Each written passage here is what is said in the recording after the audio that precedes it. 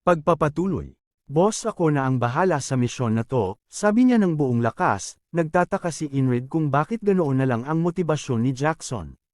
Ano bang meron sa punyal na yun? At bakit parang napakahalaga nito kay Jackson? Si Pollard ay napansin ito at tinanong kung baliw ba siya at kung hindi niya alam kung gaano kahalaga ang bagay na iyon. Sinabi ni Leona na ang stiletto ay sa kanya, kaya maaari niyang gawin ang gusto niya dito. Tinanong ni Inrid kung talagang kamangha-mangha iyon. Sinabi ni Jackson na nagulat siyang hindi niya ito alam, at ito ay gawa ng isang maalamat na panday ng sandata na nagngangalang Carmen. Si Carmen, na dating isang alipin, ay naging isang assassin na naghahanap ng paghihiganti at gumamit ng 7 sandatang siya mismo ang lumikha. Ang pang-apat sa mga ito ay ang stiletto. May mga tao raw na handang mag-alay ng buhay para makuha ang sandatang iyon. Pagkatapos ay sinabi ni Torres na dahil naroon na ang lahat, pipigilan niya silang umalis sa loob ng inn. Sinabi ni Inrid kay Jackson na huwag mag-alala tungkol sa stiletto dahil inutusan niya si Chris na huliin ang mga lalaking nakatakas kanina, kaya maririnig na nila ang balita sa lalong madaling panahon. Nagsimula ng mena si Pollard habang ang lalaki na may hawak na rapier ay sumulyap kay Inrid. Nang magtagpo ang kanilang mga mata, mukhang kinilala na siya ng lalaki bago ito tumalikod. Pinanood ni Inrid ang pag-alis niya. Kinagabihan, sinabi ni Pollard na kung mauuwi ang mga pangyayari sa kanila, magiging problema iyon. Sinabi ng puppeteer na wala silang magagawa laban sa mga border guards, kaya kailangan na lang nilang maghintay. Kung hindi magkasundo ang dalawa kung sino ang magiging tagapagmana, ang desisyon ay ibibigay sa mga investors, na siya nilang dapat gamitin.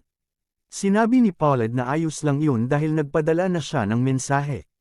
Sinabi niya na gagantimpalaan niya sila kung iluluklok nila siya bilang tagapagmana, at mananalo siya kung kalahati sa kanila ay sisang-ayon. Samantala, ang lalaking may rapier ay tumingin sa bintana at nakita si Inrid na nag-eehersisyo gamit ang mga bato sa kanyang likod. Kitang-kita na nahihirapan siya, pero determinado pa rin. Natapos niya ang kanyang pag-eehersisyo, at tinanong siya ni Torres kung bakit niya ginagawa ang ganitong nakakapagod na pagsasanay. Tinanong ni Inrid kung ano ang gusto ni Torres. Sinabi ni Torres na siguradong ito ang magandang pagkakataon para magpahinga. Sinabi ni Inrid sa isip niya na ganoon ang pag-iisip ni Torres dahil pantay ang oras nila, pero iba ang pagpapahalaga ng oras sa mga henyo at sa mga hindi. Ang mga bagay na natututunan ng iba sa isang linggo, kailangan niya ng 1 buwan o minsan pa 1 taon para matutunan. Kaya wala siyang oras na sasayangin. Pagkatapos, kinuha niya muli ang mga bato at nagsimulang mag-ehersisyo gamit ang mga ito, sinasabing sisiguraduhin niyang magagamit ang bawat araw para mapatatag ang kanyang pundasyon at mapabuti ang kanyang kinabukasan. Isa sa mga tauhan ni Torres ang nagsabi na tila kakaiba talaga si Inrid, o baka naman sila ang tamad. Saglit na pinag-isipan ito ni Torres at nagdesisyong tumayo, sinasabihan si Inrid na maghinay-hinay sa pagsubok na maging mas malakas dahil sapat na ang lakas niya. Sinabi niyang nagtabla lang sila dati dahil hindi niya inaasahan iyon mula kay Inrid, at nagtataka kung ano ang magiging resulta ngayon. Tinitigan ni Inrid si Torres, saka ngumiti at tumango, na nangangahulugang magsisimula na silang maglaban. Naririnig ang mga taong naghihiyawan habang naghahanda si Torres para sa isang atake. Parehong tumigil sina Torres at Inrid sa puntong malapit na sa lalamunan ng isa't isa, pero malinaw na si Torres ang nanalo. Nagsimula ang hiyawan ng mga tao, sinasabing 7 na ang panalo ni Torres. Sinabi ni Torres na ganito dapat ang mangyari. Paalala ng iba na natalo rin siya ng 4 na beses. Sinabi ni Inrid na ulitin na nila, pero tinanong siya ni Torres kung hindi pa ba siya napapagod, tinawag siyang Finn, at sinabing 12 beses na silang naglaban. Isa sa mga tauhan ni Torres ang nagsabing gusto rin niyang sumubok, at sinabi ng lalaking mula kanina na gusto rin niyang lumaban. Nagsimula silang maghiyawan, sinasabing kailangang talunin nila si Inrid. Pinanood sila ni Pollard at tinanong kung ano ang ginagawa nila ng 10 oras ng gabi, tinawag silang mga barbaro. Ang lalaking pumalit kay Torres ay itinapon si Inrid sa lupa, at pagkahulog niya, nakita natin na pinapanood ito ng maigi ng lalaking may rapier. Tinanong ni Inrid kung ano yun at kung magagawa niya ulit iyon. Tinawag siyang baliw ng lalaki, habang nanunood ang lalaking may rapier ay nagkumanto ito na hindi nasasaktan ng pride ni Inrid kapag natatalo, bagkus para siyang batang nakahanap ng bagong laruan. Bukod dito, ang hayag na pagiging agresibo ni Inrid kahit alam niyang mas malakas ang kalaban ay talagang kakaiba. Pero kahit ganoon, habang paulit-ulit na natatalo si Inrid, sinabi ng lalaki na 3 hanggang 4 na beses siyang naloloko sa parehong diskarte. Hindi raw talaga siya magaling sa pakikipaglaban at hindi talented. Sa pagkakataong ito, tinapik ni Inrid ang kamay ng kalaban at sinipa ito gamit ang isang judo throw, ginagaya ang parehong galaw na ginawa ng lalaki, at itinapon ito sa lupa. Nagsimulang mag-cheer si Torres, sinasabing magaling ang ginawa niya. Pati ang iba pa ay nagtatanong kung sino ang susunod. Nakita natin ang ferry commander na nanunood at sinasabing nagpapaganda ng loob ng lahat si Inrid, na siyang dahilan kung bakit siya masamang tao. Tinanong ni Leona kung magkasintahan sila. Sinabi ng ferry commander na hindi. Tinanong ni Leona kung biro lang ba iyon, ngunit sinabi ng ferry commander na mag-asawa na sila. Nagulat si Leona, at ipinaliwanag ng ferry commander na hindi sila nagdaos ng seremonya ngunit iniisip niya na magkakaroon na sila ng anak. Lalong nalito si Leona. Narinig ito ni Inrid, sinabi niya na naiirita siya rito at sana ay pumasok na lang siya sa loob. Pagkatapos, narinig natin ang lalaking may repair na tumawag, nagtatanong kung okay lang bang sumali siya sa kanila. Lumingon si Inrid at nakita ang lalaki na mukhang handang sumabak. Nagtaka si Torres kung ano ang iniisip ng lalaking ito, at sinabi ng lalaki sa kanyang sarili na bagamat hindi kahanga-hanga ang kanyang talento, nais pa rin niyang turuan si Inrid at hindi niya mapigilan ang sarili. Sinabi ng lalaking nagturo kay Inrid ng judo throw na iba ang antas ng lalaki kaysa sa kanila at mas mabuting umupo na lang siya at manood. Ngunit sinabi ni Inrid, hindi, matagal ko na itong hinihintay. Tinitigan siya ng lalaki, napagtanto na isa siyang man of culture, at ngumiti habang si Jackson ay nanunood mula sa bubong. Sinabi ni Jackson na kahit kahoy na stick lang ang hawak ng lalaki, sobrang delikado pa rin siya. Hinawakan ni Jackson ang kanyang punyal, sinasabing kailangan niyang tiyakin na handa siya. Inihanda rin ni Inrid ang kanyang kahoy na stick habang naghahanda ang lalaki na may repair. Nagkaroon sila ng matinding WWE stare down, at tinaas ng lalaki ang kanyang kahoy na stick. Sinabi ni Inrid na nararamdaman niya ang tensyon sa buong katawan niya, na parang nasa digmaan ulit siya.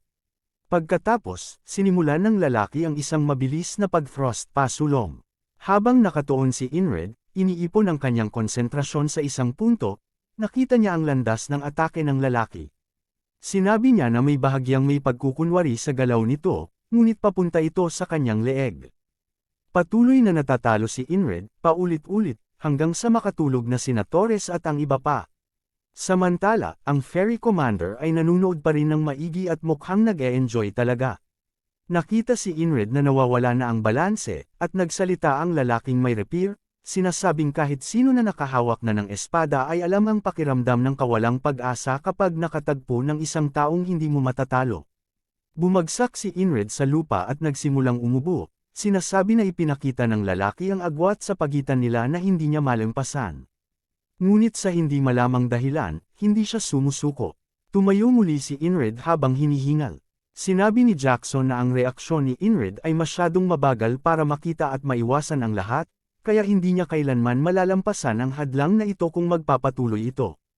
Idinagdag niyang kailangan niyang turuan si Inrid ng mas marami pa tungkol sa bilis. Sinabi ng lalaki na sapat na iyon at dapat na silang matulog dahil ubos na si Inrid. Kitang-kita si Inrid na basang-basa sa pawis, sinasabing kahanga-hanga ang lalaki at ang swift sword ay isang bagay na matututuhan din niya balang araw. Tumawa ang lalaki, sinasabing mas humanga pa siya kay Inrid. Sinabi niya na nakakalungkot dahil kung nagkaroon lang si Inrid ng kaunting dagdag na talento, iba sana ang magiging kwento. Pagkatapos, narinig si Chris na tinatawag sina Inrid at Torres, sinasabing nahuli na nila ang mga tumakas na bearang sundalo. Nakita silang bagbog na nakaluhod sa sahig sa harapan nila. Tumango si Inrid at sinabing, "Great job Chris." Sinabi ni Chris na wala lang iyon, ang paghahanap ng ilang nagtatagong tao ay hindi big deal. Sinabi ni Leona na malamang miyembro sila ng squad ni Inrid at muling nagpasalamat sa kanya. Nakasuot pa rin siya ng armor na nap-unit noong protektahan siya nito dati. Tinanong ni Torres kung sino ang nag-hire sa kanila at kung sino ang mga taong iyon. Biglang bumilis ang tibok ng puso ni Paulette na parang may diabetes, at nagsalita ang bearang sundalo, sinasabing ang Aspen ang nag-hire sa kanila. Sinabi niyang ito ay Merchants Association mula doon na gustong magpalawak sa mga pinag-aagawang teritoryo. Hindi niya alam kung sino eksakto, nakatanggap lang siya ng liham at ipinangako ang pera kapag natapos ang trabaho. Sinabi ni Leona na maaaring totoo ang sinasabi niya, pero kung ano na mangyayari sa susunod at ang border guards na ang bahala dito. Sinabi ni Torres na mukhang kontento na siya sa resulta, at tinanong kung hindi ba siya umaasang ang pangit na tanga ang nasa likod ng lahat ng ito. Sinabi ni Leona na siyempre, umasa siya, kaya nga handa siyang ialok ang mahalagang stiletto bilang gantimpala. Sinabi ni Torres na ang pagdurog sa mga bastardo ang trabaho nila, at ang Roach Fried na ay malaya nang umalis. Habang nagsisimulang magsiyalisan ang lahat, hinayla ni Jackson ang stiletto at sinabihan siya ni Inred na huwag gawin iyon sa publiko. Hindi siya makapaniwalang sobrang saya nito, na parang bata minsan. Sinabi ni Chris kay Inred na huwag umibig kay Leona dahil nakakatakot siya. Sinabi ni Inred na hindi niya ginagawa iyon, sabay tanong kung nakikinig ba si Chris. Dagdag ni Chris, parang may mali. Kahit paano niya isipin, ang mga taong iyon ay hinir ni Paulette, pero sinasabi nilang ang Aspen. Nagkaroon siya ng kaunting engkwentro kahapon matapos nilang matagpuan ang mga iyon. Nakikita natin sila sa isang kwarto kasama ang mga mercenary, at pumasok ang isang lalaki na tinanong kung siya ba si Chris ng 444th Squad. Sinabi ng lalaki na naglilingkod siya kay Leona na ikinagulat ni Chris. Ipinagpatuloy ng lalaki ang pagpapaliwanag kay Inred na may impormasyon na sila kung nasaan ang mga iyon at alam din ang lahat tungkol sa Gwelin Guild. Gusto nilang bayaran ng militar para palayain ang mga nakatakas na bearang sundalo at sinabihan ang mga ito kung ano ang sasabihin. Nag-isip si Inred kung bakit, sinasabing magiging disadvantage si Leona ngayon.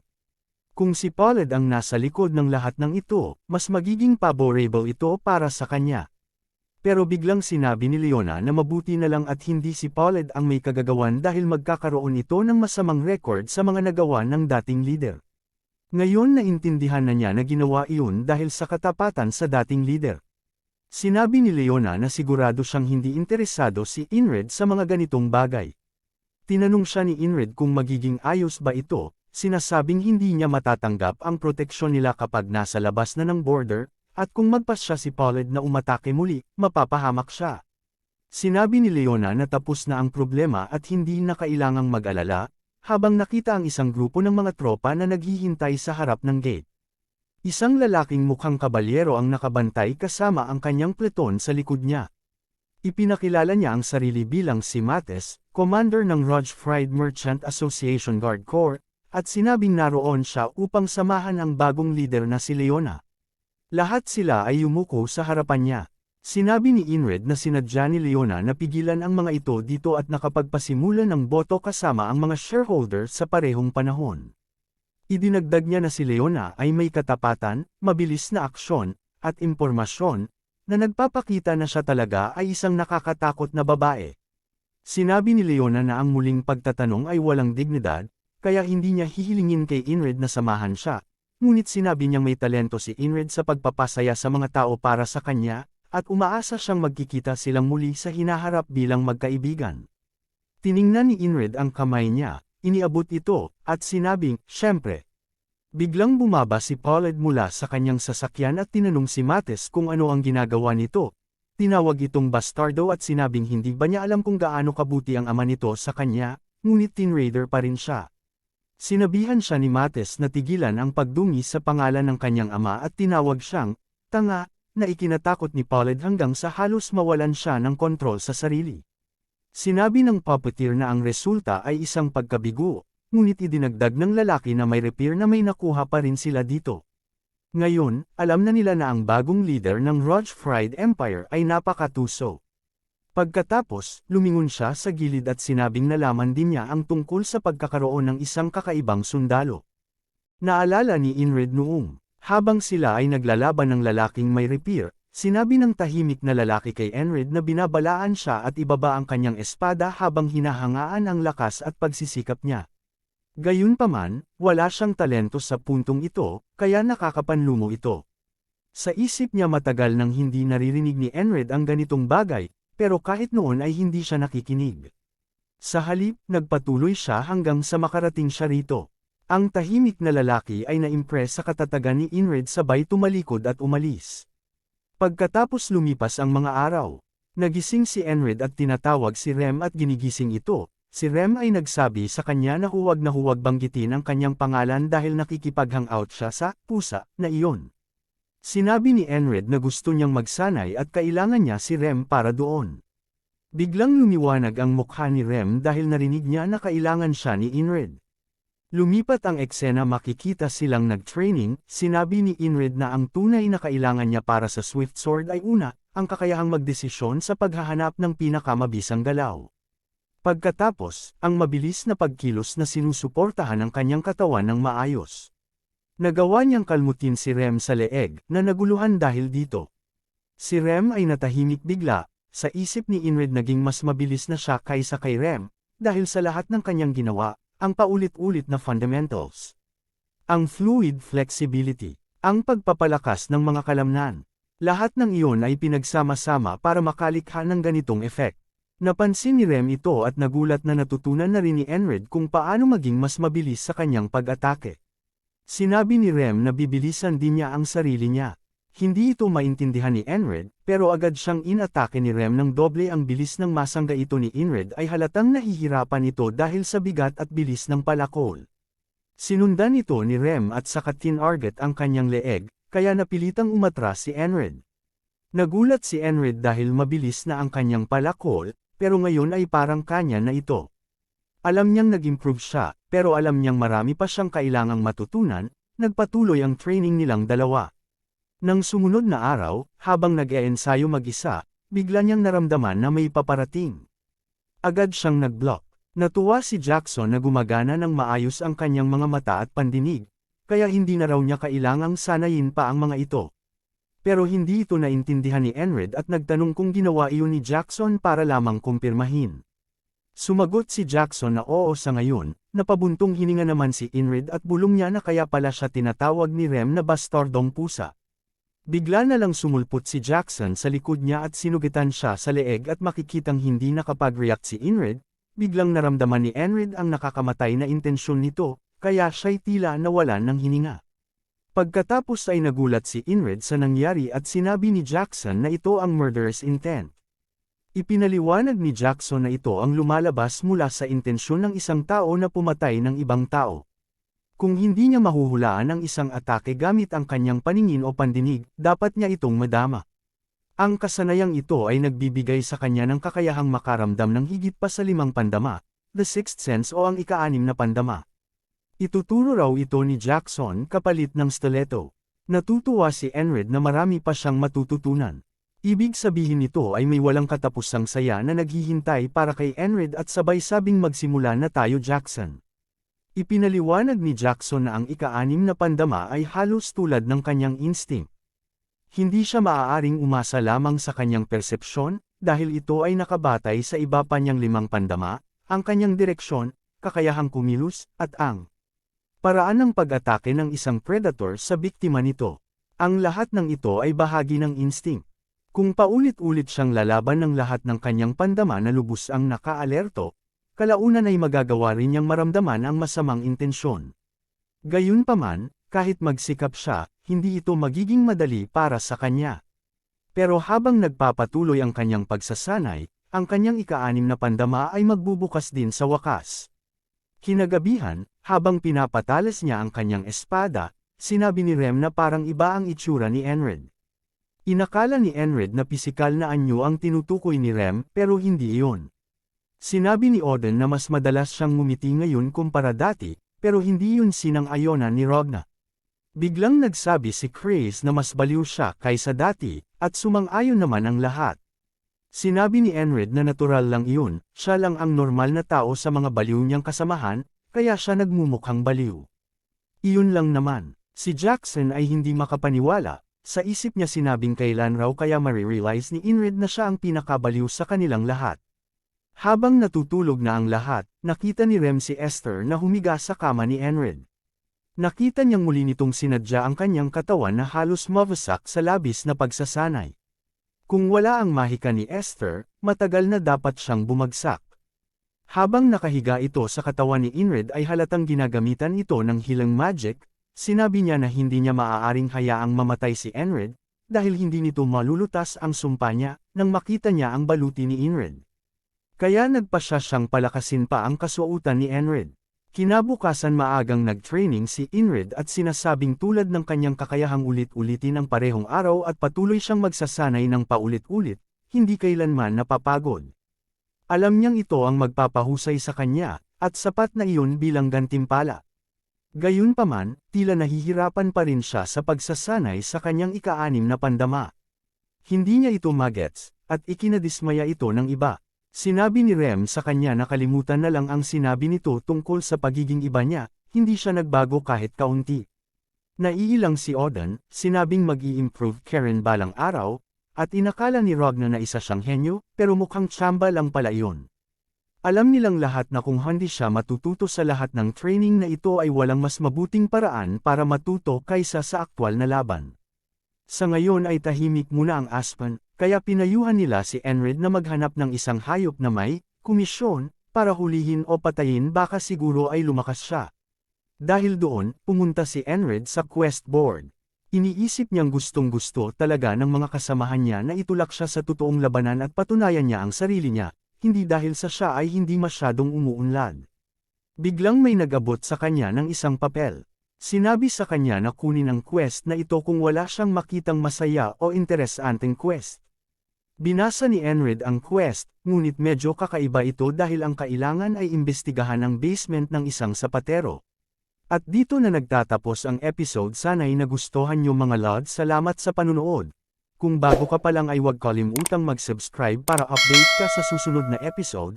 Maraming salamat na rin sa'yo, kita kits.